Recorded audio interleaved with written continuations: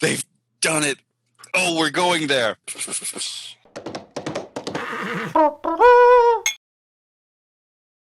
Hey, Internet, this is Andrew with the Knights of the Drunk Watch, and we're here to discuss The Boys, episode 5 of season 2. We got to go now. Hi, everyone. If it's your first time here on this channel, we would love for you to subscribe. We have new videos every single week.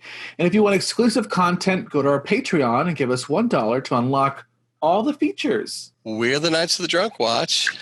And now our talk begins. All right, so let's just start right off with Maeve and how her LGBTQ life is going to be part of the marketing plan.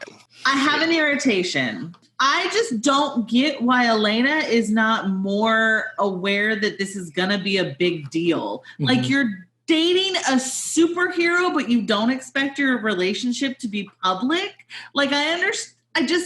She was so taken aback that this was a thing, and it's like, what? But she's super fucking famous. Of course it's a thing. So that was my irritation. Agree. However, I'm going to counter that just a little bit before I get into my thing. Is she's dating a superhero? Why can't she simply be like, superheroes have super secret lives, and why can't I just be in the super secret part? But she was outed as a superhero with a girlfriend, so she was no longer part of her secret life. Continue.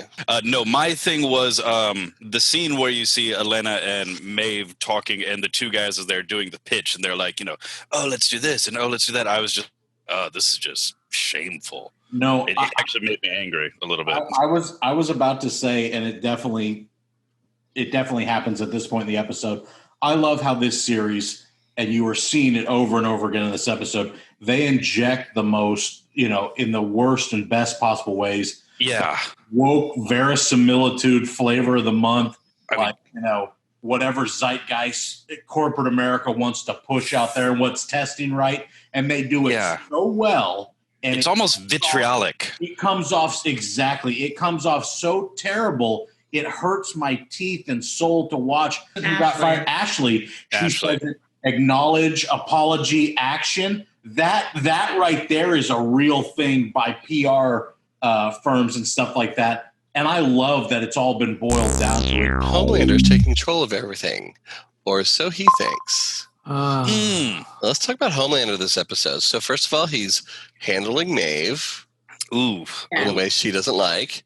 He then he takes out a terrorist and accidentally kills a kid behind the terrorist. When I watched it a second time to take notes, I wondered, where was this guy who got killed? And he was like, he was behind a hide that the guy was standing in front of. So it went straight through. Homelander had a play, but Homelander is already kind of treading water and, if you will, trying to keep his head above water. From a PR standpoint right now, Homelander could have thrown himself on that sword and been like, it was an accident. I was not aware. I was too confident. He had a play, but he, of course, missed it completely and fucked it up. Because, what else they caught on that video was he lands, he's disgusted. It's a hide. Nobody's ever looked at a hide and thought a hide is bulletproof. Homelander just has laser vision, and laser vision goes through everything, including magical hides. Yeah. I mean, the hide was hide behind a hide. But he wasn't hiding from Homelander. He was hiding behind Wind Tunnel Man. Homelander makes a play to get his points back and imagines mass murder. That oh my God, unhinged. Got me. Drinking for fantasy death. Oh my God. I mean, Mark will tell you, I literally said that didn't just happen. Please tell me that didn't just happen. And then it didn't. It's going to happen. It's going to happen. I wanted it to happen because I wanted the show to go to that level. I was just immediately like, oh, they've done it. Oh, we're going there. I keep looking at it through, and I don't know why my mind does this, but I keep approaching all these characters as serial killers, and you build your profile of them. And Homelander, he has a long body count behind him. Season 1. He threatened to burn everybody into ash who was trying to rush him to be saved on that plane that was going down. He got there. He was at that point in season 1. He was at this point again in season 2, only this time he had a very detailed fantasy that he was lucky he didn't act on right there. He's like all ego, I guess, and that he thinks that he is unstoppable, and he's that, just right. Super ego, maybe? He is super ego. He's like, he's right all the time and everything, and nothing, like, and so he would never take into account that he is having emotional reactions to shit, and they are supercharged, like, and he can lose it. Zach?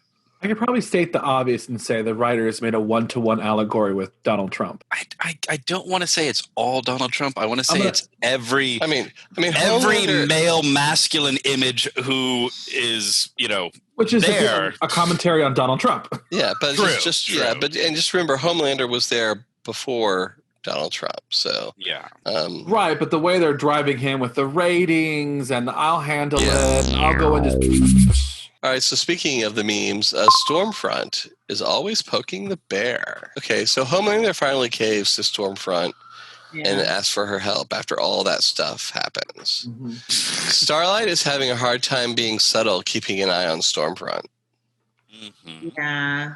I don't know what Starlight's goal, like, I get very anxious whenever there are Starlight scenes because I feel like it's either, like, she either is on it and knows exactly what she's doing, or she's just like gonna crumble. Little, well, like, but I also think I'm fucking up right now, and I don't know what to say next. Yeah, I mean, and she was pretty smooth, I think, in general when she got caught in Stormfront's trailer. Yeah, but what she just doesn't fully grasp is that Stormfront's been around a while. This is not her first rodeo. Yeah, so it's going to take a lot to fool her. So her lack of stealthiness, I think, proves to me that Vought knows exactly what Starlight's been doing. There's no way, and they allowed her to see Huey. Like, there's no way now that Starlight knows about the V and didn't tell Vought. Like, that doesn't make sense to me. So I think that they've been behind this whole, let her release it. We'll dump it on so-and-so. Edgar. It's out in the open now. We can openly do this. We can openly do that. So I think there's more to that. Except Stormfront has her own agenda. Does she? Yes, because she even said later to Starlight, saying that that'll help me, or she says something to someone about that's going to help me out. So Stormfront clearly has her own agenda. So she knew about Gecko. She had connected all the dots, because I don't think she knows anything for a fact, but she connected all the dots. But I think she didn't tell Vought because she has her own thing going. I don't think she's Vaught's. You see, I was going to say, do you think she's not a plant for Vought, and she's actually just putting on a persona of, oh yeah, no, nobody cares about Vought, and Vaught's just kind of like, this is, as we said, this is the whole PR thing. Put out somebody to say, all of this stuff, and it will end up just turning right back around into your favor later on. Agreed, yes, but possible. They also mentioned that they've been moving her around a bunch, and so I wonder if she doesn't play this position like not a fixer, but almost like when they need a stark change in any sort of city or location or area, they bring her in as a new superhero to fight the power and change it for the better of the people, and then they really just get their second agenda in there. But let's talk about Stormfront's mother and possible child. Where did you get the possible child? Because I read that note and I was like, what? Because when she's talking to the nurse, and we'll talk about who the nurse is later, when she's talking to the nurse, he says he's 17. So whomever the nurse is taking care of at Sage Grove Center is a 17-year-old. I'm willing to bet, Stormfront being the deep, the older, superhero we have, whatnot, she could have possibly been on the campaign trail, you want your child to become a superhero, jump on. So she was like, hey, Starlight's mom, good to see you again. And, she's like, oh, I can't speak to my daughters. Oh, we'll run, play 32, and I'll just try to be like, I'm just a concerned friend. Seems like a girl needs her mom to cry on her shoulders or something like that. And like they knew each other from the good old days somehow. Pageant service. All right, so let's talk about Butcher, who goes home and a Becker downward spiral. I have to tell you, Butcher's aunt is just as cool as Butcher. And she's a new character. She's not in the comics. Yeah. God, that woman rocked. Like, this episode just kept bringing in, like, it just re-upped. As much as we thought last episode was not as exciting and good at anything, this one doubled that one just to be like, oh no, we're great. We got it.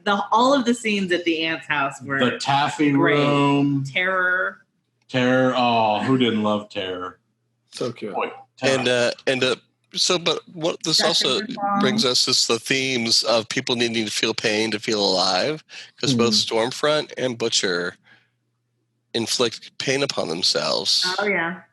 You know, in order to Stormfront, she like got off on Yeah. Laser my tits off, I believe was the line. Laser my tits off is the line. Yes. Do it. Laser my tits off. Fucking laser my tits off. All right. So Butcher goes home. Hugh and Eminem go along for the ride. Aunt Judy, that's her name. Yeah, Aunt Judy. Eminem is a fan of Outlander. Did anyone notice that? Yes. I had to look it up because I didn't recognize it from the screenshot. Yeah. So. Oh yeah, I caught that. And Aunt Judy sells saltwater taffy. That's very nice. And yeah. And then Black Noir is there because he's on the case for Edgar, and Edgar and Butcher make a deal. Wait a minute. So I just realized this. Black Noir's name is Black. Yep. Sorry, that just dawned on me rewatching this episode. And again, love the Black Noir scenes. It was amazing when they're in the taffy room. You hear the first bomb. They wait. You hear that, like, that was amazing. That scene and was so good. I want to see so much more of this guy. I was wondering so much, like, is he tripping them on purpose? Is he walking into them? Or is he actually just, like, stumbling across them and, like, getting hit? And then when they showed him, like, come out of the shadows and he's just, like, covered in, I was like... Covered in shrapnel. I was like, maybe a bit of all of them? He was probably just, like, standing in front of him, like, turning it off, and it was like... Because that whole scene, when Butcher and him were going toe-to-toe, I kept expecting, was yelling at the screen, come on, the mask is coming off. It looked a little loose up under the jaw. I thought he was going to pull that thing off, and we'd see, I don't know, Smith.